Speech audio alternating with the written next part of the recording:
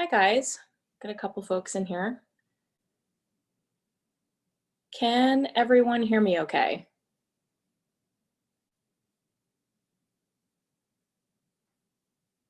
Perfect. Hi Katie.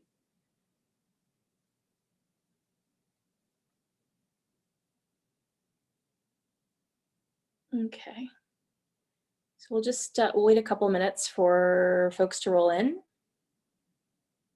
And if at any point you guys are like finding that the slides are getting a little bit glitchy or anything like that, just go ahead and raise your hand or drop me a note in the chat. Whatever you want to do to reach out to just let me know that we either need to reboot or whatever it happens to be. I tried this with my brother a little bit ago and slides were blending together and looking very kind of like hallucinogenic. So we want to avoid that as much as possible. So like I said, if you can just give me a quick little hand up if things start to blend and get a little weird.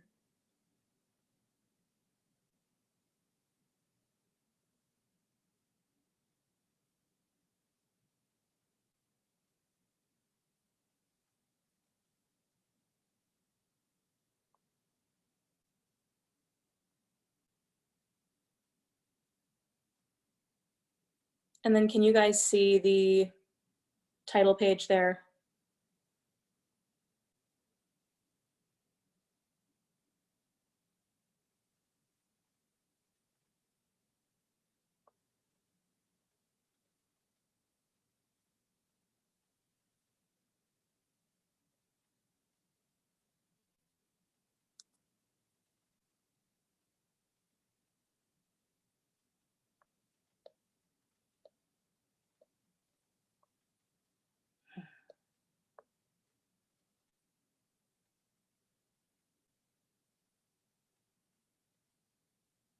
Okay, cool.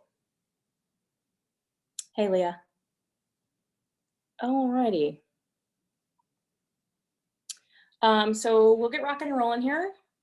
Let me just pop on this again. There we go.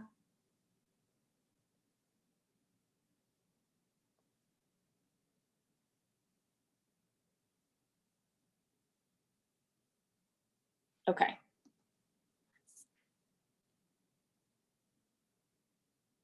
So welcome to Overwatch Digital Health's webinar on stimulating the vagus nerve using breath.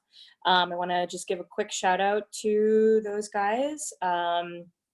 Really just thank you for being pioneers in the world of epilepsy and seizure monitoring. It's just really a pleasure and a privilege to be here with you all on this Mother's Day Sunday morning. So I'm going to spend some time going through anatomy and physiology, and then we'll kind of get moving into the protocols and how to use them for you or how to apply them for a loved one. So just a quick little bit about me. I am a licensed manual therapist. I'm also the director of clinical research and development at the Adaptive Training Foundation. My dad has epilepsy. I worked in behavioral health prior to my foray into the adaptive world. And you may know that there are a lot of co-occurring seizure disorders that go hand in hand with autism and things of that nature. So, and then when I got to ATF, I've been fortunate to serve a couple of individuals with epilepsy. And my Shiba Inu, my 6-year-old puppy, also has seizures. So I'm sort of surrounded by it. So what we're going to cover today, we're going to talk about the anatomy of the vagus nerve, which is just the structure and also where it is. We'll talk about the physiology, so what it does. We'll talk about where you can feel it, the context of what we had discussed in the theories, how stimulation of the vagus nerve can help in seizure control. That's the research component, the protocol itself, and then we can open it up at the end for Q&A. So just quickly before I get into any of this, it's a disclaimer. So any information and insights related to seizure control are my own anecdotal reporting and research. These have not been tested in clinical trials or anything like that. So with any intervention, they obviously carry inherent risks. So just please consult your neurologist or a physician if you're in doubt. So the anatomy of the vagus nerve, we have to talk about what we're working with before we can really understand why these protocols work. So first off, it's all over the place. It's known as cranial nerve 10. Its name comes from the Latin word vagare, meaning wandering. It extends all the way from the head to the abdomen. So this kind of comes out just behind the ears.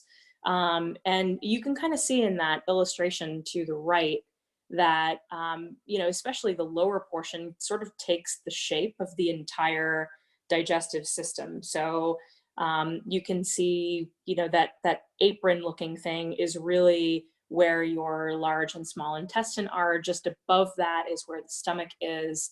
And then sort of all the way up along the spine and through the esophagus and the throat and the larynx. It has branches in the head, neck, and the thorax that have roles in breathing, swallowing, regulation of heart rate, and digestion. So those are kind of our functional applications and really what we're going to be talking about a little bit more today. So applying that, when you're breathing, there's a lot of muscles involved. There's muscles in the chest, there's muscles in the abdomen, there's muscles in the neck. So some of these, and those are the ones that are just illustrated here, are around your voice box. So if you look at that muscle that's highlighted in blue, the structure that is kind of broad and white just above that is your thyroid cartilage. So that's kind of called your Adam's apple in general speaking. And it has a lot of muscles around it. As you can see, there's the green one, the yellow one, the orange one, and the blue one, which for our purposes is plenty of detail, that can control how open or closed those tubes in your neck actually are. So some of them are around your voice box, some of them are around your throat, and the vagus nerve is responsible for controlling those muscles, which help in initiating swallowing and also in sound production. So anytime you're talking, humming, swallowing, singing, any of that, you're engaging your vagus nerve as well as the muscles that it is responsible for innervating. So we all remember this, hopefully, the diaphragm, right? So at the bottom of that soda bottle that this person in this picture is holding, that is kind of the stand-in or the stimulator for your diaphragm. So anytime that contracts, so anytime it comes down lower into your abdominal cavity, that's when your lungs expand, as you can see in the soda bottle. So that's your lungs filling with air. And by the way, it's the vagus nerve that gets stimulated through the action. So I wanted to show this to you guys. This is a really cool app here, but it apparently is not going to function with me right now. Oh boy, let's see.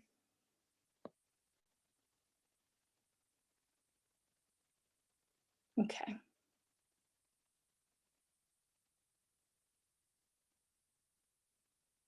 Hey, look at that. It cooperated. Okay, cool. So basically what I've done here, if you guys can see this, is that I have sort of selected out just the diaphragm, which is this big red and white muscular thing right there, and the vagus nerve, which is the thing that sort of looks like the cord to your headphones. So this would be the front of the diaphragm. If you were looking just at the front of another person, this is the cutout of what you would see.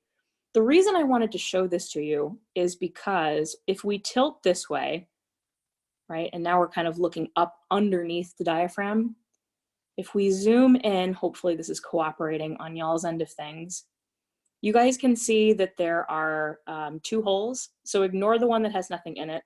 The one that the nerves are coming out of is called the esophageal hiatus. You do not need to remember that term, but just in case you want to know and you're an anatomy nerd, there it is.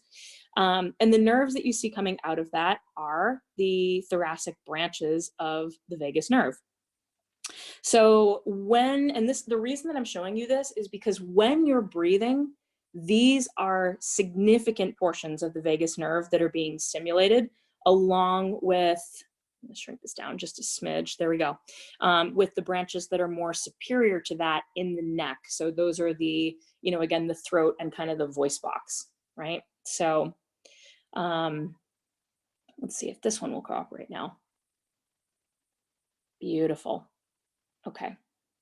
So this is really, it's the exact same thing, but I just wanted to give you guys a schematic of where the heart and lungs live relative to the rest of this stuff. So again, if we come up to the heart, you can see that the vagus nerve is really impacted by those major arteries that we have coming out, and also the aortic arch, which is that big white shiny thing. It kind of looks like a white rainbow. And again, so we're passing down here past the heart, past the lungs, and then through that hiatus there. And then there's just all kinds of spreading out towards the diaphragm. And as we're going to talk about as well, there's also parts of that that are responsible for talking specifically to the stomach. So we'll get right back into that. Beautiful. Okay. So this is I just threw this in here so that when you guys get this presentation, if you'd like it afterwards, you can reach out to Stephanie and she can send it to you. Okay, so we've got the anatomy down. We know where it is. The physiology, that's how things work. So really what we're interested in is how the vagus nerve relates to the parasympathetic nervous system. So fight, flight, freeze, that's sympathetic. That's the thing that gets your heart rate up. That's the thing that pushes blood out towards your extremities so that you can get ready to bolt if you need to. Parasympathetic, on the other hand, is the opposite. So that's rest, digest, and repose. And the vagus nerve is the main outflow to the thorax and abdomen. So it stimulates a reduction in resting heart rate. It increases the rate of stomach emptying and stimulates acid production. And by the way, this is the protocol that I'm going to give you guys is a wonderful, wonderful tool also to use if you're experiencing some acute digestive problems or if you are feeling nauseous.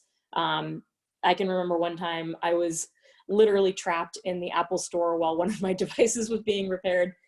Excuse me. And I just got overcome with nausea. And I was like, there's no way out of this. I can't just like leave to, excuse myself. So I slowed my breath down a whole bunch. And within about 5 minutes, I was back to normal again. So like I said, you can really use this outside of just the seizure protocol as well. The other thing is that, there's a really intimate relationship with your vagus nerve. You've been feeling it your entire life. So anytime that you have a lump in your throat or that, feeling of butterflies in your stomach, whether you're either nervous or excited, feeling something in your gut, feeling like, you're having your heartstrings tugged at, anything like that are all physiological responses to circumstances or emotions we're experiencing. That's pretty obvious. The cool part is that it's the brain's interpretation of the event that makes the emotions of great excitement and great unhappiness feel very much the same in the body because it's all one nerve and it's the vagus nerve. So this thing controls a whole bunch. It's a broad, broad spectrum of, again, digestion, heart rate, that like way that you feel internally that you rely on to make decisions and things like that. All of that is related to the vagus nerve. Okay, so now we're kind of onto the good part here, how the stimulation of the vagus nerve can help in seizure control. So the first thing that I want to just point out is that this image is slightly unrelated, but the reason that I put it in here is because on the left-hand side, you can see that, we have just kind of like a lot of green areas and some blue areas and things like that. Not a huge amount of red. By the way, the red is the amount of blood that's flowing in the brain. The right image, however, is an increase in cerebral blood flow. And that really is a piece of research that has been done on the vagal nerve stimulation devices that are implanted under the skin. While there's a lot that remains to be seen in the realm of research that determines how things are working, the assumption anyway being made out of that research is that vagal nerve stimulation can increase blood flow in key brain areas related to seizure activity. So the name of the game here is really neuromodulation, which is a fancy way of saying just the way that your brain fires differently in response to a specific way of breathing, right? So with the VNS that's planted under the skin, that is a change in neural activity through a targeted delivery of an electrical pulse. What we're going to be doing is just manipulating our breathing in order to achieve a similar response. Other research on the vagal nerve stimulating devices, that's what VNS is, have noted that they can help to raise levels of some neurotransmitters important in seizure control, specifically things like serotonin, which can, again, bring you down into more of that state of comfort, calm, satiety, things of that nature. So it's the neurotransmitters more associated with rest, digest, and repose. And then the VNS devices that are implanted can also help to lower the heart rate because 8 out of 10 people experience an increase in heart rate either before and or during their seizure activity. So again, the research is out there. It's not super comprehensive about the implanted devices themselves. And the reason really that I'm talking to you guys here today is because having known about this and this particular technology, my thought process was, well, why, knowing that the breath can help stimulate the vagus nerve, why can't we use this in a potential seizure reduction protocol? And we've seen some very similar results from what the research is showing on VNS devices. Okay, so the protocol. As a starting point, it's 6 breaths per minute. Easy. 1 breath every 10 seconds. You're breathing in, you're breathing out, reducing your rate of breathing to 6 breaths per minute. So in the name of customizing it, because everybody with seizures is going to respond differently, everybody without seizures is going to respond differently. And what I'm constantly encouraging folks to do, both as a fitness coach and also as a manual therapist and also as a yoga teacher, is to find the route that works best for you. So this is kind of the GPS to that. The first thing is just to watch for your auras. So if you get auras, you'll begin this protocol at the onset, the very, very onset. So in the same way that if you have migraines and you pop an Excedrin when you first start getting one coming on, it's a lot more effective than if you're 2/3 of the way into your migraine and then it just doesn't touch it. Choose your position. So we've experienced success with people sitting, kneeling, laying down, looking at the ceiling. Really, this is based entirely on personal preference. So you might choose a position that allows your chest to be very open. You might choose a position in which you feel very much in control. You might choose a position that you can actually get into, depending on how advanced you are into your auras or your seizure. So this is really, as long as you can continue to access your breath in a really kind of intentional way, the position isn't wrong. Input and output refers to where you're breathing through. So some folks do great breathing in through the nose and out through the mouth, or in through the mouth and out through the nose, only through the nose, only through the mouth. There really is not a rule here per se. So whatever you're feeling best with is what's going to work best. And look, there's a million different experts and gurus and manuals and all of that stuff out there that will tell you that you absolutely need to breathe one way or another in order to achieve whatever desired effect they're explaining to you. And I'm here to tell you that that's nonsense, which is a cleaned up word for how I really feel, by the way. But yeah, so breath is breath. You're stimulating the vagus nerve through this no matter what. And by the way, people talk about the concept of diaphragmatic breathing, which is a term that I can't stand because you can't breathe without the use of your diaphragm. Therefore, all breathing, even really rapid fire, fast paced breathing, which puts you into the fight, flight, or freeze mode, sympathetic, which by the way, can be super useful when you're doing stuff like working out or getting ready to work out. You're still using your diaphragm for that. So if that is in your vocabulary, please, if you ever talk to me, do me a favor and just remove it. You can do it when I'm not around, that's okay.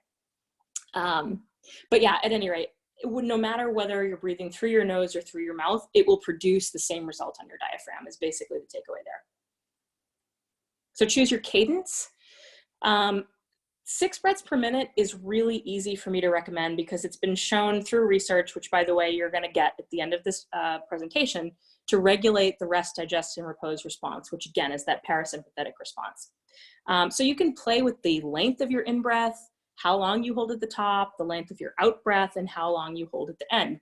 Some people are super comfortable breathing in and then holding for an extended time. Other people are much more comfortable with empty lungs, and I happen to fall into that latter category. It's much more comfortable for me to sit with an out-breath than it is for me to hold an in-breath. So again, the name of the game here, guys, is that this needs to work for you. So if any part of this feels really uncomfortable or like it's not working, then stop and revisit it. Try something else. So the really important thing here though, is that you'll continue this protocol until your auras and any other symptoms of your seizure have gone. Also, if you're keeping your own data, it might be useful or interesting for you to invest in an oximeter, which is just the little thing that you stick your finger in. They're like, 25 bucks over Amazon, to track your oxygen saturation levels during the protocol. And also, of course, if you have a helper on hand, because when you're about to head into a seizure, the last thing that you're thinking about probably is data collection, unless you're a dedicated neurologist yourself or just a real data nerd. So, okay, so here's the research that was cited. So the 6 breaths comes out of that first article, the effect of rosary prayer and yoga mantras on autonomic cardiovascular rhythms. Pretty fascinating. It's not super dense. It's a pretty good read, and it just talks about why 6 breaths per minute is sort of the golden ratio, if you will. The next one is called the Breath of Life, Respiratory Vagal Stimulation Model of Contemplated Activity. So very similar to the first one.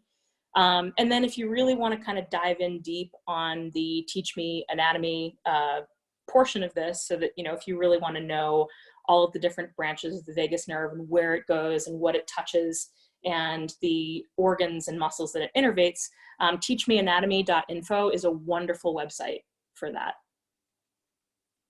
And I couldn't believe that I was actually able to find an anatomy joke centered around the vagus nerve. I was so thrilled. And of course, if you have been in any presentations that I've given before, you know that there's anatomy puns liberally sprinkled in. But since we only had a half an hour, I saved it for the end. So with that, I will, let's see, attempt to close out of this. Oh, there's just this last one though. It's just a thank you to Overwatch Digital Health for hosting. And then you guys are also free to email me, Gina at teamatf.org. I've got so many addresses there now that I forget which ones I give out. Okay, so.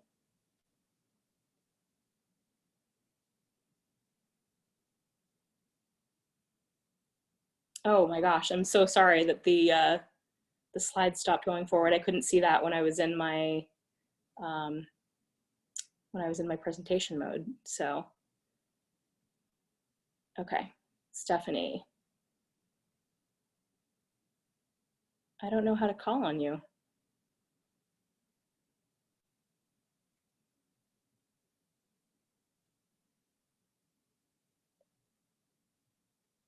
All right, let's see. So yes, the webinar is being recorded. Unfortunately, it looks like some of the slides are a little bit of a mess. And you're welcome to share this with other people, no problem. Katie, sorry about the slide that you couldn't see. And Trey, yes, you can absolutely share this. And yes, you do use it regularly, which is awesome, and I appreciate that. So let's see. We've got any other questions or anything that you guys need from me, you can feel free to ask them now. Let's see. Oh, good. I'm glad that it worked for the last group. Yay, wonderful. And as I said, I mean, you guys are totally welcome to this information. I'm hoping that at some point in the not too distant future that we can really formalize this into clinical research that's published. So I think that that'll be great. But I would also really love to hear you guys, you know, if you've got something that has worked or not worked or whatever within the construct and confines of this particular protocol, please reach out to me. If you try this and it works and you have success with it, please let me know. If you try this and it fails miserably and you can't understand why I would be recommending this to anyone, please email me.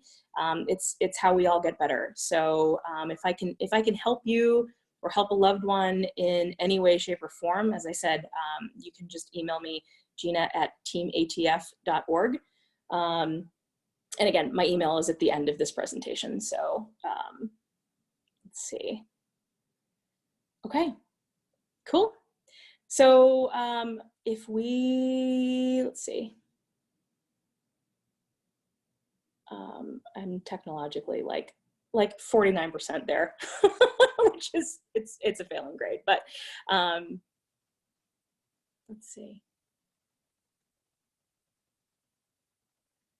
You're welcome, Stephanie. And Trey says, if you can't see this, for me, it's worked. I think being able to get my breathing under control calms me down to move out of my episode. Yeah, and I mean, I've been fortunate to work with Trey now through 2 classes at the Adaptive Training Foundation. And he really just is a total trooper with this stuff, along with Leah as well, who I think is still here. So, and you know, it was the work and experimentation that I did with Trey and his patience with me that allowed me to pass this on to Leah and now to you guys as well. So, so I appreciate you, Trey, for trusting my mad scientist ways and just kind of going with the flow with me on that. So, okay. All right, so I think, yeah, that's it for Q&As that I've got in front of me right now. So thank you guys so much. Thank you again once more to Overwatch. This has been awesome. And I did make sure that Stephanie has the presentation. So if you want it or need it, or you'd like to pass it on to someone, please reach out to Stephanie or to myself, and we'll be happy to send it to you. All right. Thanks, guys. Have a wonderful Sunday. Happy Mother's Day.